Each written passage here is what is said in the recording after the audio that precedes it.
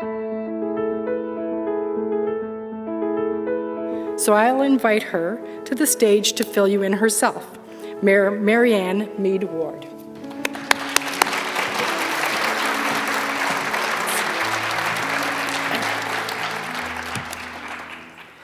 Good morning. That's the customary reply, yes? How's everyone this morning?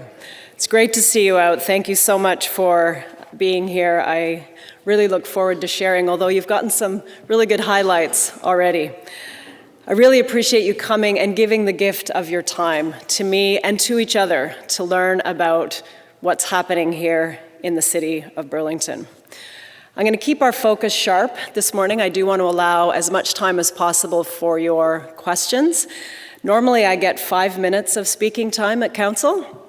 I think I have 30 today, so that's a great gift. I'm going to cover what we've done and what's ahead. And you will see that we are the Giddy Up, Let's Go Council. This is a group of folks that has packed, I think, 4 years worth of activity into the first year.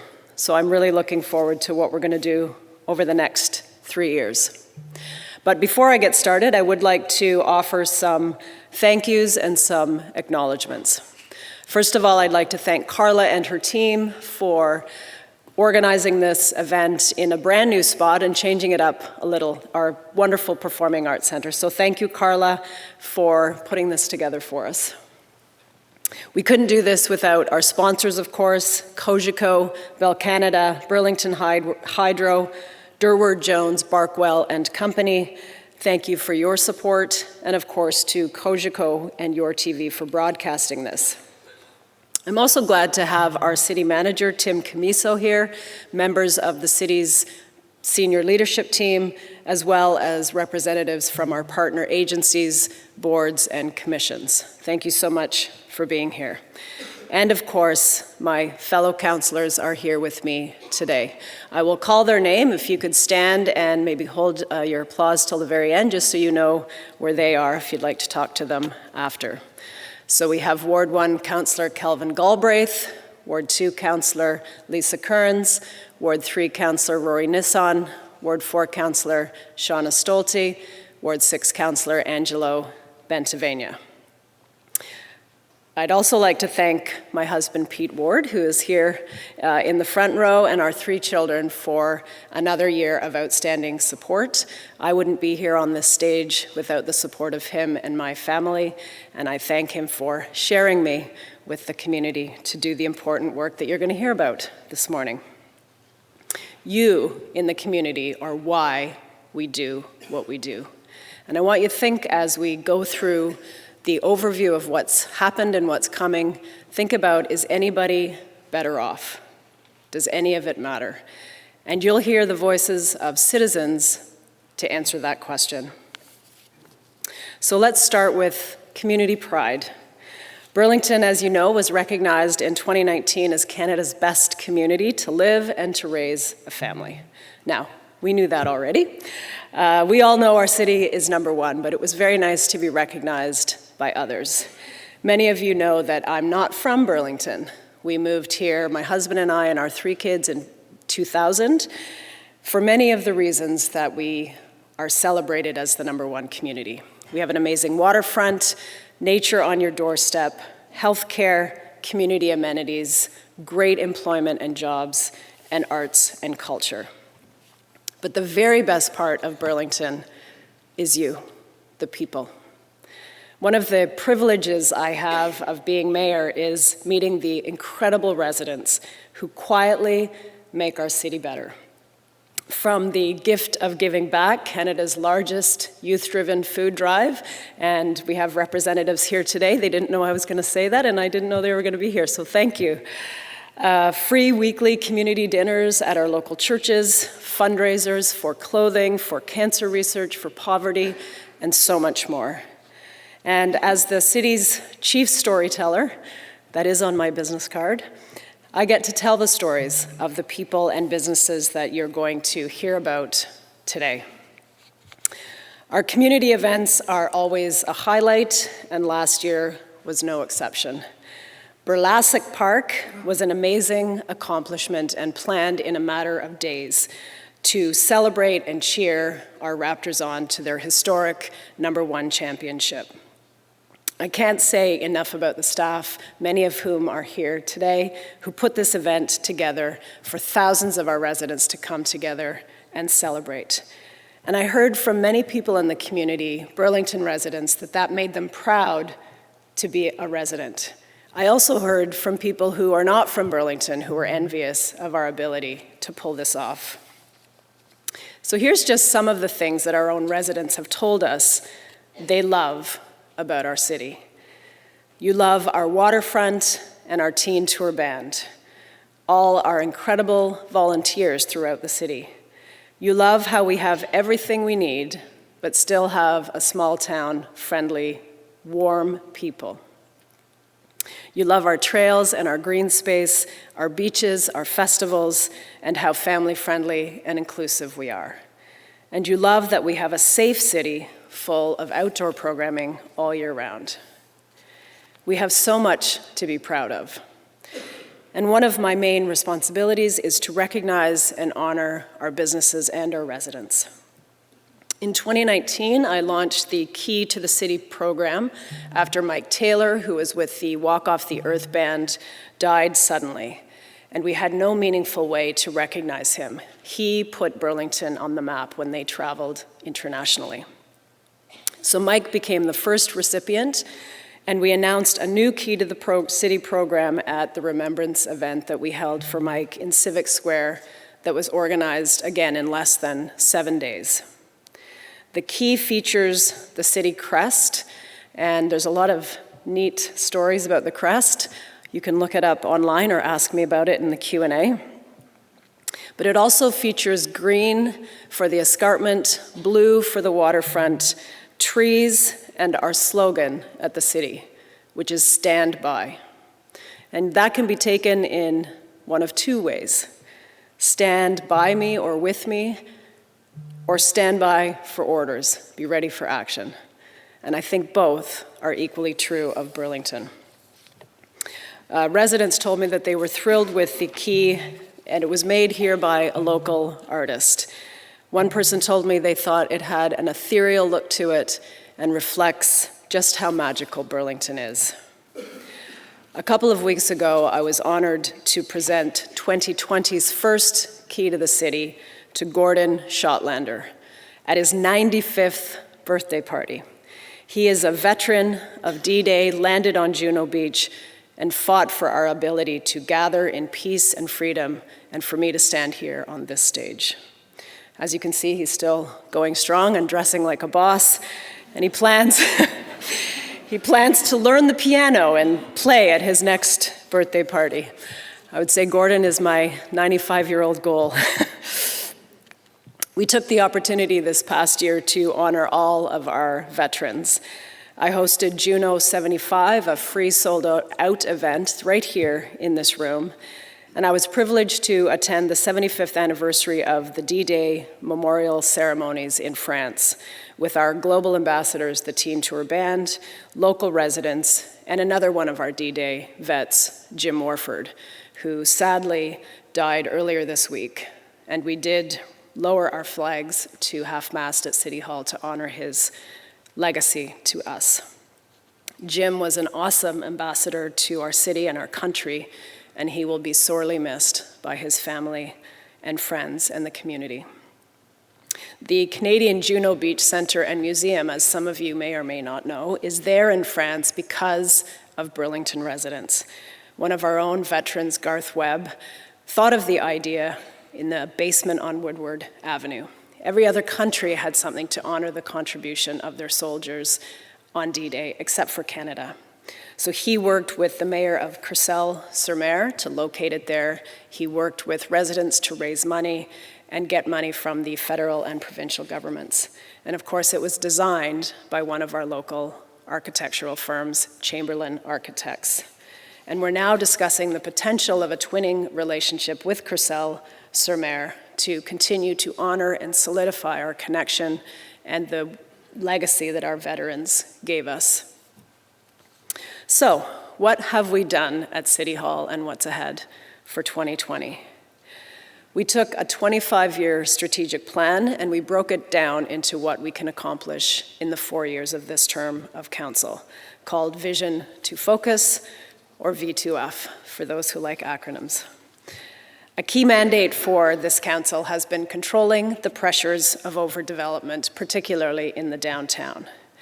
We have always been open for business, and we want to ensure the right development in the right place at the right amount, and enshrine your community vision for our city going forward. So last year, we launched 2 studies. One was to review the major transit station area designation downtown and at the Burlington GO station, and the second to review height and density downtown that was in the adopted official plan by the previous council. The MTSA designation was used by a provincial land tribunal to overrule City Council and the community to allow a 26-story building in a 4 to 8-story zone. So we knew we had to do something. So we instituted a 1-year development freeze downtown and at the Burlington GO station to study the MTSA. And that study found that our Burlington terminal, ticket window, as some would say, and shelter, does not function as a major transit station area, and that the bulk of new population growth is going to be around our 3 GO stations. So later today, right after this, we're going into an 8-hour meeting to approve new policies in our official plan that reflect the difference between the downtown MTSA and the Burlington GO MTSA, and will limit the pressures that we've been experiencing of overdevelopment. And we're on track to lift the development freeze by March 5th, as promised. The other study was a review of height and density in the official plan that was adopted by the previous council. This city council adopted a new concept earlier this week that limits height in a number of areas, including Brant Street, Village Square, and nearby established neighborhoods. And it does direct height further up Brant Street, where the community asked for it to go. So we are planning to update our new official plan with policies that will come back in April, and then send that to Halton Region for final approval this spring. And at the end of this work, we will be approaching the province to review both the MTSA and the Urban Growth Center designations downtown, which have contributed to some of the overdevelopment pressures we're experiencing. And the studies and work that we are currently doing will position us well for those conversations. In the meantime, Burlington has remained open for business. The interim control bylaw development freeze affected 1% of Burlington's land. The purple on the map shows all of the current projects that were happening across the city last year, and we get more applications every week. We are and we remain open for business. So is anyone better off? Here's what one resident told us. I'd like to say how impressed I am with the work that you and your staff are doing, especially with fighting downtown overdevelopment. The Dillon report sounds very promising, and I'd like to encourage you and your staff to keep going and prevent the beautiful downtown from becoming a tall concrete jungle. Your efforts are much appreciated. Protecting our environment and green space was also a key deliverable for this council. In 2019, council declared a climate emergency to ensure that all of our decisions consider the impact on the environment. And we also repeated that at Halton Regional Council, and some of our mayors are here today. This week, we implemented an urban private tree bylaw after 9 years of debate. Over those years, it has been a very divisive issue, but this council worked hard to hear the community and come up with something we could all support, and the vote ultimately was unanimous.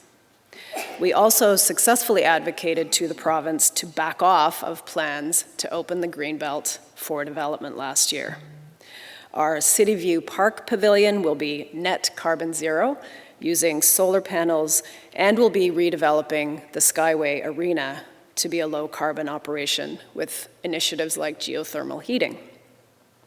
We already have 29 electric vehicle chargers on City of Burlington property, with more on the way, thanks to the 2020 budget. And we'll continue to contribute to the Bay Area Climate Change Council with our partners at Mohawk College and the City of Hamilton. And we've invested more money in each of our 2 budgets in tree planting, and we're starting a task force later this year to partner with citizens groups, agencies, and corporations to invest in more tree planting. So is anyone better off? One resident sent me this note about the climate emergency declaration. This is a great strategic imperative for our city, and I appreciate the update on some of the tactics and the future plan. I'm proud of my city and appreciate your leadership. We're also looking at ways to ease traffic congestion, and one of the best ways is to increase transit use to get more people out of their cars. This is a very transit-friendly council, and in the last 2 budgets, we've added additional funding for more buses and more drivers. We also brought in free transit for seniors at off-peak hours, for low-income residents, and for students under 12. And this year, we are talking to school boards about partnering on free transit for high school students. And it's great to see the chair of the Halton board here this morning and at least one of the school trustees. So, is anyone better off? Well, this led to a 34% increase in seniors' ridership, an absolutely astounding number, and overall a 10% increase in transit use in less than a year. One resident said this: I want to thank you for the bus program that you've given people on fixed incomes, allowing those of us who use the split pass to ride for free. It has opened up my life and allowed me to travel a little more than I normally would have. Thank you so much. When you live on a fixed income, it's hard to do much of anything, but this program helps so much. You have no idea. Thank you again. And about a week ago, I was here in this room for Chinese New Year celebration, and a woman approached me who was so appreciative of how the free seniors transit program is enabling her and her friends to get around town easier, that she'd made me this amazing piece of art personally and gifted it to the city as a thank you. So let's talk about budgets. We actually passed 2 budgets last year. The first delivered the lowest tax increase in 8 years at 2.99% on the city portion, which is about a third of your bill. And more recently, our budget was 3.99%. When that is blended with the region and education tax portion of your bill, it delivers an overall increase in line with inflation at 2.44%. Our budgets are focused on community priorities, investing in infrastructure, tree planting, more transit, a new community center at Skyway Arena, and more. And we're always looking for ways to save money. And each year, our staff find about $1 million worth of savings. We also applied for and received funding through the province's Audit and Accountability Fund to review and find savings in several areas at the city, including our city fleet and our planning department. So is anyone better off? I got this note recently. I'm proud how well Burlington is trying to stay within budgets and cutting wasteful spending. Too many politicians use taxpayer money as a personal piggy bank to fulfill their frivolous fantasies. Try saying that fast a few times. With little regard to whether people want or need them. I've lived in Burlington since 1942 and love this town. I think our new mayor is doing a great job. So thank you. We set a goal of fostering respect and civility at City Hall. We can disagree about issues without being disagreeable. We respect diverse voices and experiences, and we want every voice to be heard around council table and in the community. And we've delivered. This council works together with each other and with the community. And here's just a few examples. I've partnered with Kelvin Galbraith on the Red Tape Red Carpet Task Force and the Tyendega Quarry Community Council. I'm working with Paul Sharman and Kelvin Galbraith to review the Burlington Economic Development, Tech Place, and consider a potential municipal development corporation. I'm working with Rory Nissan and Shauna Stolte this year on the free student transit. I've worked with Lisa Kearns on downtown overdevelopment, and of course with Angelo Bentavenia on countless flag raisings and fundraising events. We are committed as a team to working together for the good of our city, and we will keep doing it in the years ahead. And right away, people noticed a change. One of the first comments I got after a council meeting last year was this one. The difference in how council, committees, and staff work together is palpable at City Hall and throughout the city. Citizens at City Hall and council meetings are not only respected, but are heeded. Thank you, council and staff, for listening and adapting to a whole new mindset so quickly and so graciously. We're also building collaborative relationships with our fellow mayors through my membership in the large Urban Mayors Caucus of Ontario, and with our local representatives at the provincial and the federal level to advance the interests of Burlington. We had the Prime Minister visit us last year, and in the near future, we hope to welcome the Premier of Ontario for a visit. We're also building global relationships through our Twin City partnership with Apeldoorn in the Netherlands, where I will visit this May with Councillor Nissan, and Itabashi, Japan, which we both visited last October. Those Twin City visits occur every 5 years. The goal of twinning is to build bonds of friendship and peace, increase our understanding of other cultures so that we can welcome diversity in our own community. We learn from other cities and how they tackle major issues and advance our economic interests. We learned that we have much in common, from dealing with flooding and the impact of climate change to affordable housing, transportation, and building a global economy. And most of you know I love seafood and especially fish, and I learned new ways to eat fish. It was in my sake, and that's a true story. And I even ate it on a stick at a festival, which was wonderful. I got this note on social media during my Itabashi trip. I really admire how you and delegates are not just doing fun tourism stuff, how you are all deeply going into areas and history and devastating parts of Japan as well, which will help move forward with understanding and knowledge on how to better promote friendship, peace, and camaraderie between both communities and cities and countries. So I want to take a minute now to update you on business activity over the past year and what's ahead.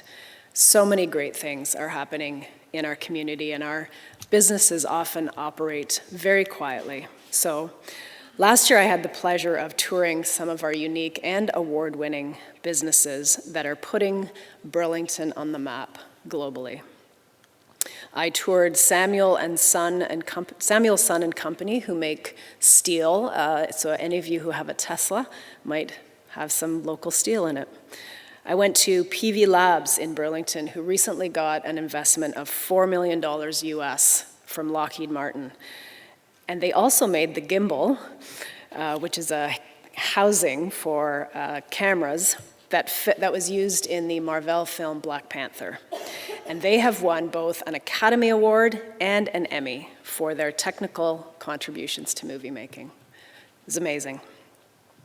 I also met local businessman George Sandy Thompson from Thornton Bearings, who received the prestigious Elmer A. Sperry Award in recognition of a new technology that they developed actually in the 60s. And this is an oil-less, water-lubricated bearing for ships. What it means? It's prevented millions of liters of oil from polluting our lakes and oceans.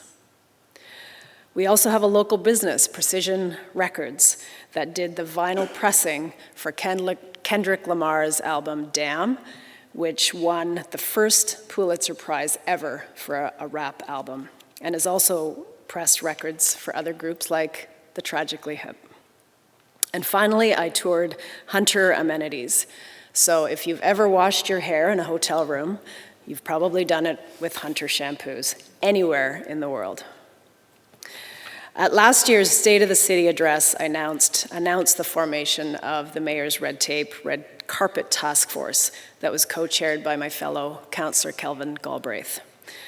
Burlington Economic Development was also a key partner, as were city staff. We spent 6 months listening to our business community and heard a few things about what we're doing well, and we heard a lot about what we need to do better. So the result is 22 recommendations that were unanimously passed by Council and are already being implemented. And you can follow our progress of all 22 recommendations on a website that is up on your screen. And you can continue to give us feedback there as well. So is anyone better off? Let's hear from our businesses. I'm so impressed, not just by these recommendations, but by the team, the process, and the timeline that produced them. Our mayor and council should be very proud of what they've accomplished. I look forward to seeing all of these recommendations implemented and the fruit that they will bear, particularly in the rural area.